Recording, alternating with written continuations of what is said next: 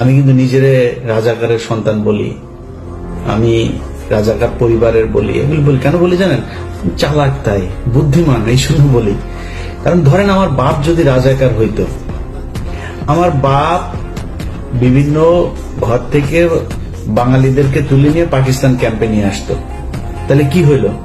যারা তুলে দিয়ে আসলো আওয়ামী লীগের লোকজনের বউরে নিয়ে ক্যাম্পে দিয়ে আসছে না। যদি আমার বাপ রাজাকার হইতো তাহলে কি করতো? আমার বাপ তাহলে আওয়ামী লীগের লোকজনের নিয়ে, মহিলাদেরকে নিয়ে ক্যাম্পে দিয়ে আসতো। তো পাকিস্তান কারে বীর্য দিয়ে গেল? তোর মারে দিয়ে গেল।